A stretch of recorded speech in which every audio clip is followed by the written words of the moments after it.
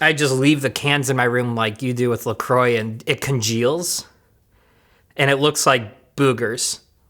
And I accidentally almost... What are boogers? Like boogers. So Dr. Doom is a Latvian. Latveria is a made-up country in Europe, and he's the monarch of that country, but he wasn't born the monarch of that country. He was born a Romani, and penniless traveler throughout Eastern Europe.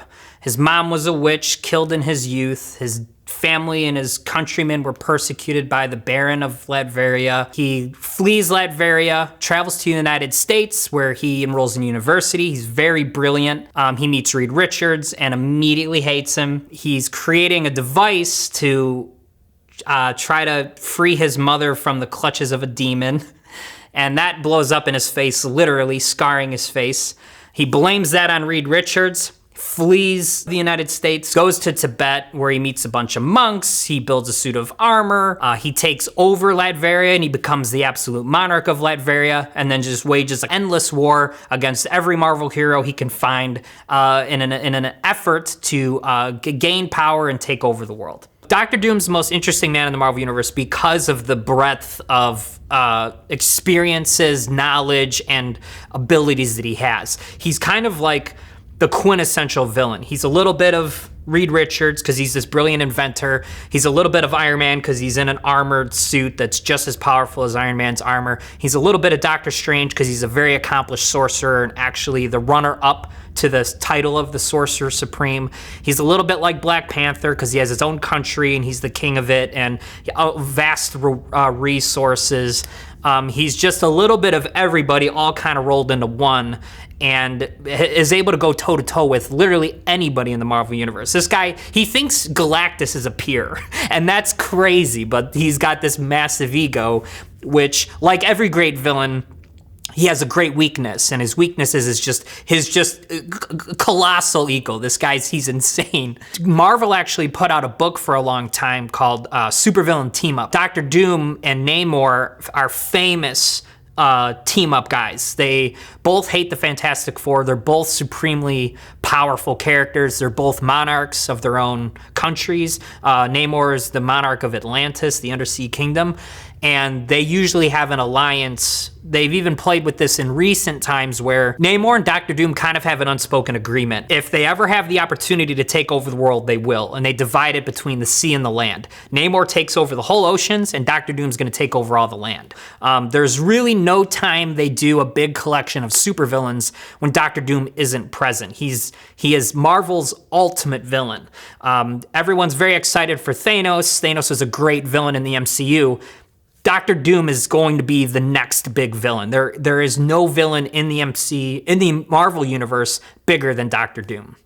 Dr. Doom's like, aside from the intellectual just genius of Dr. Doom, his other superpowers, like, this guy's got the biggest balls in the Marvel universe. He doesn't give a fuck who he fights. You see this early in the comics just from mugging somebody like the Silver Surfer and trying to steal their superpowers, but they did a big crossover. Marvel's first crossover was a book called Secret Wars. And very briefly, it's an alien who abducts most of the Marvel heroes, most of the Marvel villains, takes them to a planet, and has them fight out to determine what's greater, good or evil. Dr. Doom was among the villains. The heroes were just all the heroes. But he also brought Galactus to the planet as well. Galactus is like one of the biggest badasses in comics. He's this cosmic, powered nightmare force of nature. Galactus doesn't care about the fight between good and evil on this planet, and he takes off to go fight a character called the Beyonder. He's from beyond our universe. Galactus takes off to go after the Beyonder. Doom doesn't fucking hesitate to follow him. He immediately takes off and goes after him too, thinking, I can help take this guy on with this other cosmically powered, essentially God character. And they both get totally fried and crash land on the planet. Doom wakes up first and then tries to reason with Galactus, who is like an ant trying to talk to a god. And Galactus ignores him, but I mean, Doom doesn't give a fuck. He then steals the Beyonder's powers and becomes all-powerful. And there's not a lot of characters in the Marvel Universe that were born a regular dude and then stole basically the fire from the gods. It's like literally what this guy did. Repeatedly. He does this repeatedly. So the first book I'd recommend for Doctor Doom is an origin story that Ed Brubaker wrote. It's called Books of Doom, and it's a mini-series they published a number of years ago, but it really fleshed out Doctor Doom's origin from the 60s comics in the original Fantastic Four. They basically took all the notes and all the different mentions of what happened to him and they expanded upon it.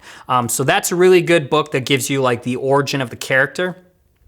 And then the other two books I'd recommend are like, I don't know, bigger Doctor Doom stories they did. And the first one is one I really like is it's Triumphant Torment, and it's basically a story about that Doctor Doom is the runner-up to the title of Sorcerer Supreme that Doctor Strange has.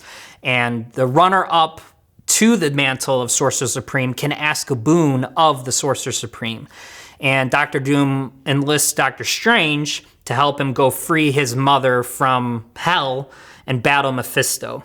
And this is something Doctor Doom attempts every year, I think, on the solstice. And it's like a certain time of the year where the barriers between the dimensions are weakest. And every year this guy goes in there on his own, fights a cosmically powered demon, gets his ass whooped, and then comes back. And this is the story of him enlisting Doctor Strange to help him go and finally free his mother from Mephisto. And the third book I'd recommend is it's an awesome book. It was during Iron Man's run, and it's called Doom Quest. And it's basically Iron Man and Doctor Doom get thrown back in time to Camelot times, and Iron Man teams up with King Arthur, and Doctor Doom teams up with Morgan Le Fay, and they have a zombie war in Camelot. And it's just like an awesome, fun story about these two characters, time lost, and then them having to work together to essentially build the time machine in King Arthur times to get themselves back to the modern times. And it's like an all-time classic Doctor Doom story. It's a great Iron Man story. It's awesome. It's just so cool. So if you like this content and want to see more like it, feel free to subscribe below. If you want to follow me over on social media, you can find me on Instagram at @TheBraveButterPecan. If you're looking for more content like this, I co-host a weekly podcast called Caffeinated Comics. You can find anywhere you find your podcasts. If you're interested in any of the titles we've mentioned during this episode, I'd encourage you to support your local comic book store. If you don't know where your local comic book store is, you can go to comicshoplocator.com, type in your zip code, and they'll show you the nearest store.